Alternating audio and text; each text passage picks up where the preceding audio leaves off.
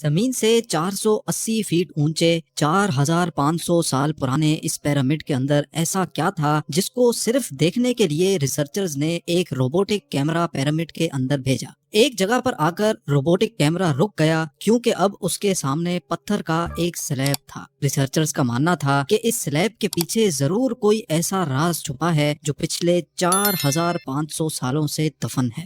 یہ راز ان کو ہر قیمت پر جاننا تھا، اس لیے انہوں نے روبوٹ کے آگے ایک ڈرل مشین لگائی جس نے اس پتھر کے سلیب میں باریک چھید کر دیا۔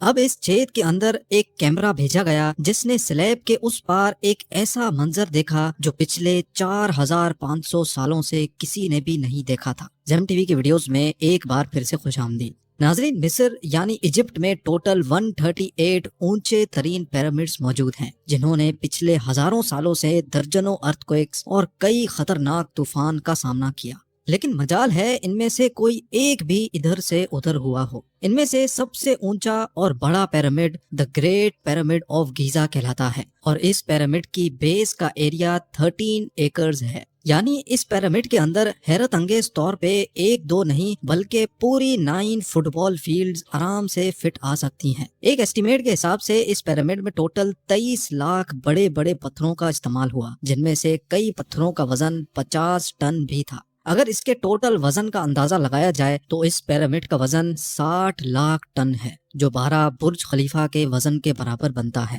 لیکن اتنے اونچے اور عالی شان پیرامڈز بنانے کا آخر مقصد کیا تھا؟ ہزاروں سال پہلے جب انسان کے پاس کوئی ٹولز بھی موجود نہیں تھے، تب ان پیرامڈز کی دیواروں کو کیسے انچ بائی انچ لیول کیا گیا؟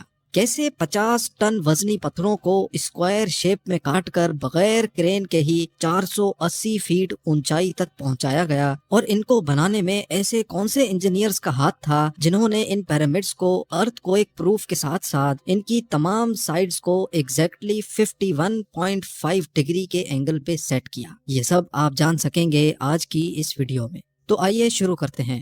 Challenge number 1۔ کئی صدیوں سے مختلف ریسرچ ٹیمز اس پیرامڈ کی کنسٹرکشن ٹیکنیک جاننے کے لیے سر جوڑ کر بیٹھی تھیں کہ آخر اس پیرامڈ کی ہر side exactly north, south, east اور ویسٹ پہ بغیر کمپس کے کیسے سیٹ کی گئی ہوں گی۔ کئی ایکسپرٹس کا ماننا ہے کہ اس ٹائم کے آرکیٹیکٹس نے سب سے پہلے ایسی زمین تلاش کی ہوگی جو لاکھوں ٹن وزنی پتھروں کا وزن جھیل سکے۔ اس کے بعد پولر سٹارز یعنی وہ ستارے جن کی مدد سے ارتھ کے پولز کا پتہ پڑتا ہے، ان کی مدد سے پیرامڈ کی ہر سائڈ کو مارک کیا گیا۔ نہ کوئی کمپس اور نہ ہی کوئی آپٹیکل انسٹرومنٹ، صرف اس بیسک ٹیکنیک سے ہزاروں سال پہلے اس پیرامڈ کی ڈائریکشن سیٹ کی گئی، اور وہ بھی 0 ایررز کے ساتھ۔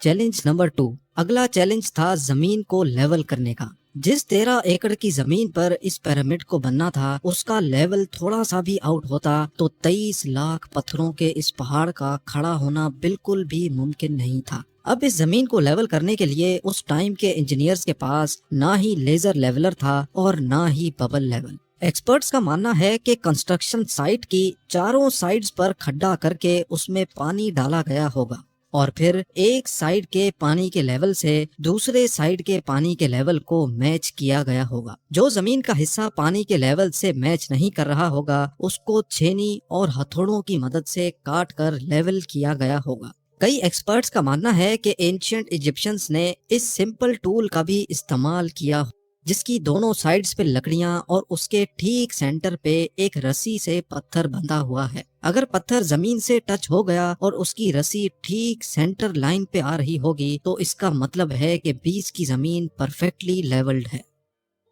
Challenge number 3۔ اب پیرامڈ کنسٹرکشن سائٹ پہ ڈائریکشنز بھی سیٹ تھیں، مارکنگز بھی ہو چکی تھیں اور زمین کا لیول بھی سیٹ تھا۔ اب باری تھی کنسٹرکشن سٹارٹ کرنے کی، جس کے لیے لاکھوں ٹن وزنی اور بڑے پتھر ریکوائرڈ تھے۔ لیکن یہ پتھر کاٹنے کے لیے نہ ہی ان کے پاس گرائنڈر تھے اور نہ ہی جیک ہیمرز، لیکن پھر بھی انہوں نے 50 ٹن وزنی پتھر کاٹے بھی اور ان کو اسکوائر یا ریکٹینگل شیپ بھی دیا۔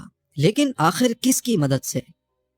جی ہاں، یہی وہ صرف ایک ٹول تھا جس کی مدد سے پتھروں کو کاٹا گیا۔ ایکسپرٹس کا ماننا ہے کہ پیرامڈ کی کنسٹرکشن پہ استعمال ہونے والی چھینی صرف کاپر سے ہی نہیں بنی تھی، کیونکہ ان کو بھی یہ بات معلوم تھی کہ کاپر نرم ہوتا ہے اور پتھر نہیں کاٹ سکتا۔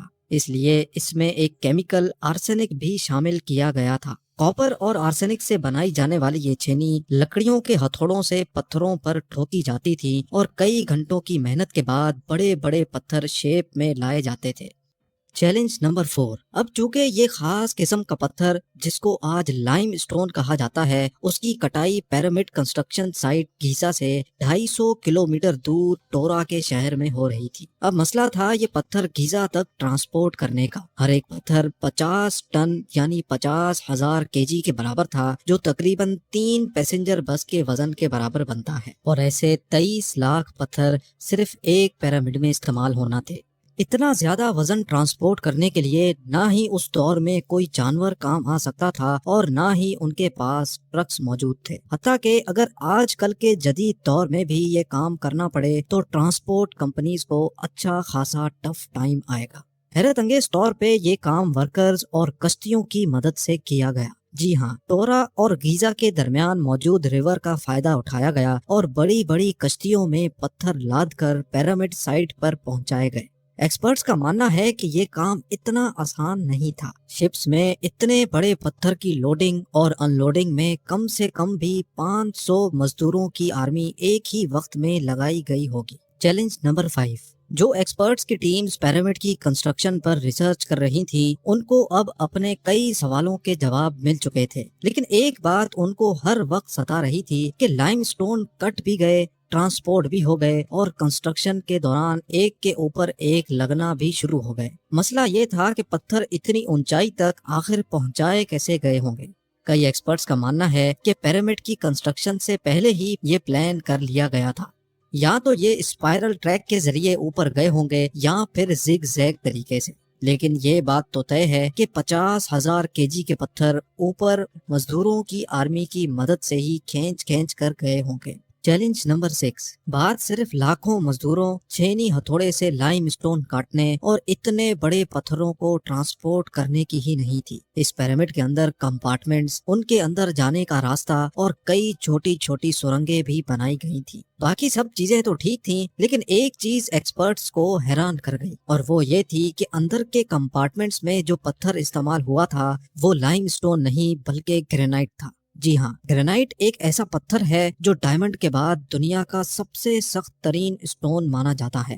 آج کل کے ماڈرن دور میں بھی گرینائٹ بڑے بڑے گرائنڈرز کی مدد کے سوا کاٹا ہی نہیں جا سکتا۔ دنیا بھر سے کئی آرکیولوجیکل ایکسپرٹس کو پیرامڈ کا وزٹ بھی کروایا گیا، لیکن کسی کو بھی اس بات کا سراغ نہیں ملا کہ 4500 سال پہلے ایجپشنز نے گرینائٹ جیسے ٹھوس پتھر کو اتنی صفائی سے کیسے کاٹا تھا۔ آخرکار کئی سالوں کے بعد ایکسپرٹس نے اس مسٹری کو بھی سالو کر دیا۔ ایجپشنز نے گرینائٹ کو اتنی صفائی سے ایک ایسے آرے سے کاٹا تھا جس کے دانت ہی نہیں تھے۔ جی ہاں، بغیر دانتوں والے اس آرے کے دونوں سائڈوں پر وزن ڈال کر اس کو گرینائٹ پر چلایا جاتا تھا اور بیچ میں بجری ڈالی جاتی تھی۔ ایکسپرٹس کا ماننا ہے کہ اس طریقے سے اتنے بڑے پتھر کو کاٹنے میں 4 مہینوں کا وقت لگ جاتا تھا۔